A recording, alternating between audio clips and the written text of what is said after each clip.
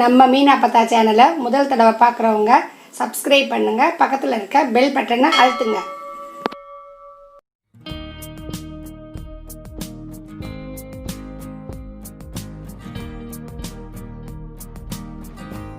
வாங்கப்பா, எல்லாருக்கும் மீனா அப்பத்தாவின் வணக்கம். இன்றைக்கி மீனா அப்பத்தா வீட்டில் லஞ்சுக்கு மத்தி மீன் குழம்பும் அரைக்கீரை மசியலும் செய்ய போகிறேன். எப்படி செய்யலான்னு வீடியோக்குள்ளே போய் பார்க்கலாம் வாங்க. வந்து 3/4 கிலோ மத்தி மீன் எடுத்து உப்பு போட்டு நல்லா உரசி கழுவி நல்லா க்ளீன் பண்ணி வச்சுருக்கேன். பாருங்கள், நல்லா சுத்தமாக இப்படி நல்லா வகுந்து நல்லா க்ளீன் பண்ணி நல்லா கல் உப்பு போட்டு நல்லா 2-3 வாட்டி நல்லா போட்டு ரோசி க்ளீன் பண்ணி வச்சுருக்கேன். இப்போ அதுக்கு தேவையான பொருள் வந்து வெள்ளைப்பூடு, கொஞ்சம் இஞ்சி, வெங்காயம், தக்காளி கொஞ்சம் அரைக்கிறதுக்கு வதக்கிறதுக்கு, பச்சை மிளகாய் ஒரு 3, புளி கரைச்சி வச்சுருக்கேன், எண்ணெய், உப்பு, மிளகாத்தூள். எப்படி செய்யலான்னு பார்க்கலாம்.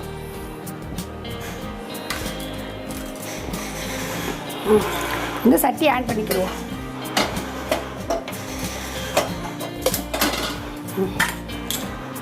கொஞ்சம் சட்டி ஆன் பண்ணியாச்சு. கொஞ்சம் வெங்காயம் வந்து வதக்கிக்கிடுவோம் அரைக்கிறதுக்கு. பாருங்க, கொஞ்சம் அரைக்கிறதுக்கு வெங்காயமும் கொஞ்சம் வெள்ளைப்பூடு, இஞ்சி லேசாக வதக்கிடுவோம்.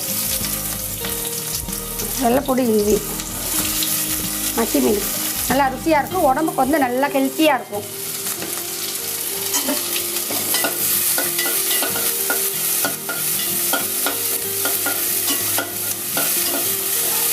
லேசாக வதக்கிட்டு கொஞ்சம் தேங்காய் போடுவோம்.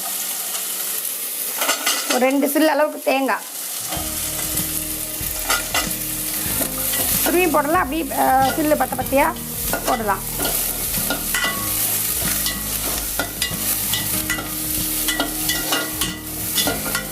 இது வந்து அரைக்கிறதுக்கு போகிறோம். இந்தளவு வதக்குனா போகிறோம்.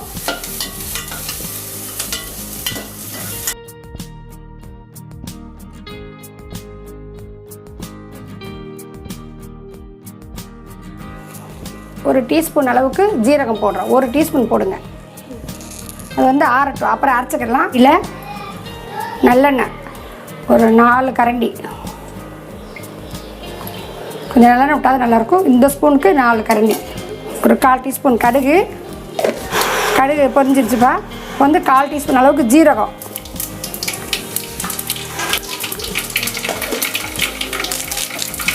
கருவேப்பிலை,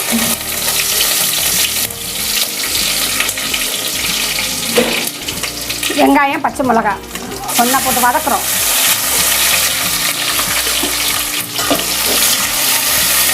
நல்லா மெலிசு மிளகா 3 போட்டிருக்கேன், பெருசாக இருந்தால் 2 போட்டால் போதும். இது அப்படியே வதங்கட்டும். வதங்கியிருக்கு. இப்போ வந்து 2 தக்காளி நீல வாக்கில் அரிஞ்சு வச்சுருக்கேன், அதையும் போட்டு வதக்கிறேன்.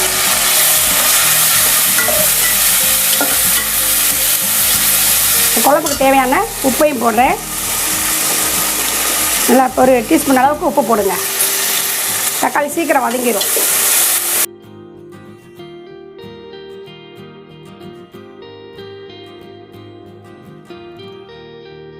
செம்மளவு அளவுக்கு புளி கரைச்சிருக்கேன்.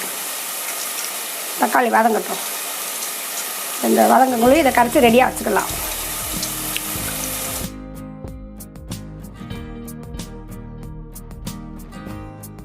அரைச்ச குழம்பு தூள் வந்து போடுறேன்ப்பா. எல்லாமே எல்லா வகை குழம்புக்கும் இது போடலாம்.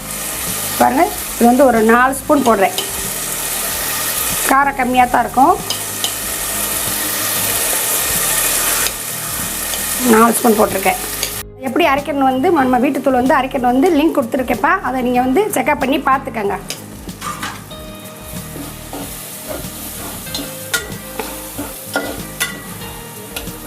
ஆல்ரெடி நம்ம வந்து மசாலையெல்லாம் வறுத்து தான் அரைக்கிறோம், ரொம்ப வதக்க வேணாம். இப்போ வந்து புளி தண்ணி விட்டுக்கிறோம். குட்டி எலுமிச்சம்பழம் அளவுக்கு, ஏன்னா தக்காளி 2 போட்டுக்கோம்ல. மீன் குழம்பு கொஞ்சம் புளிப்பாக இருந்தால் தான் சுள்ளு புழு நல்லா இருக்கும்.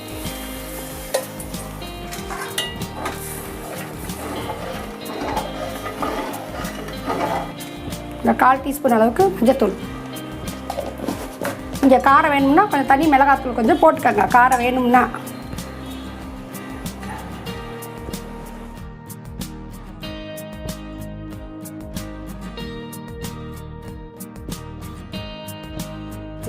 தேங்காய், சீரகம், வெங்காயம். இன்னும் வந்து இதில் வந்து ஒரு தக்காளி போட்டுக்கிடுவோம். இந்த ஒரு தக்காளி வந்து ஒரு ஓட்டு ஓட்டிக்கிடுவோம்.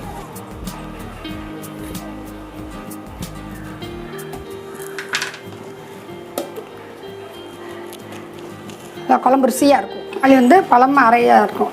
இது பாருங்கள், இது வந்து அப்படி இருக்கும். கை எடுத்துருக்காங்க. அப்படி இதில் ஊற்றிடலாம்.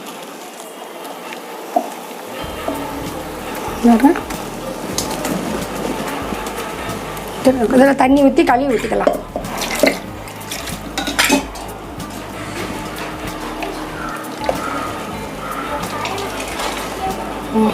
நம்ம வந்து திக்னஸ் வந்து இந்த அளவு பாருங்கள்.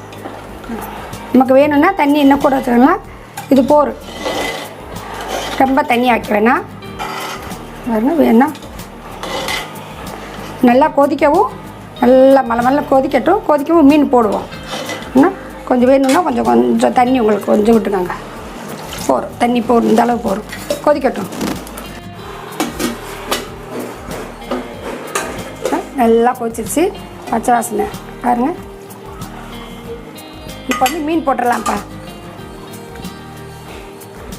நல்லா மத்தி மீன் உடம்புக்கு ரொம்ப நல்லது. குழந்தைகளுக்கு நல்லா கொடுக்கலாம், நம்மளும் சாப்பிடலாம்.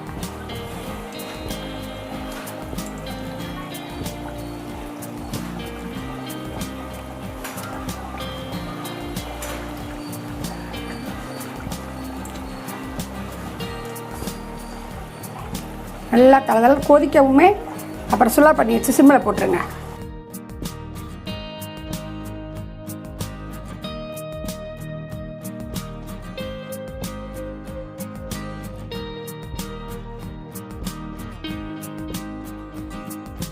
நேரம் மூடி வச்சுருவோம்.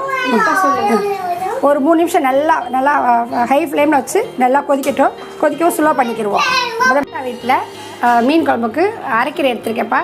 இது மாதிரி நீங்கள் வந்து மீன் குழம்பு வைக்கிற அன்றைக்கி ஏதாவது ஒரு கீரை, இல்லாட்டி கீரை கிடைக்கலன்னா பீன்ஸோ கோஸோ இது மாதிரி ஏதாவது ஒரு காய் வந்து சேர்த்துக்கிடணும். மீன் குழம்பு வைக்கிற அன்றைக்கி மீன் வறுத்துக்கலாம், மீன் குழம்பு வச்சுக்கலாம். அதோடு இந்த ஒரு காய் சேர்த்து சாப்பிட்டு பழகிடுங்க. நான் எப்போயுமே வந்து மீன் குழம்பு வச்சாலும் சரி வறுத்தாலும் சரி ஒரு காய் எப்போயும் நான் சேர்த்துப்பேன். கீரையோ இல்லை பீன்ஸோ கோஸோ ஏதாவது ஒரு காய் வந்து ஒரு 1/2 கிலோ வதக்கிடுவேன். நீங்கள் அது மாதிரி ஒரு காய் சேர்த்து சாப்பிடுங்க. அதுதான் உடம்புக்கு ரொம்ப நல்லது. இந்த குழம்போட இந்த காயோ கீரையெல்லாம் சேர்த்து சாப்பிட்டு நீங்கள் சாப்பிட்டு பார்த்துட்டு எனக்கு வந்து கமெண்ட்ஸில் வந்து சொல்லுங்கள். சூப்பராக ரெடி ஆகிடுச்சு.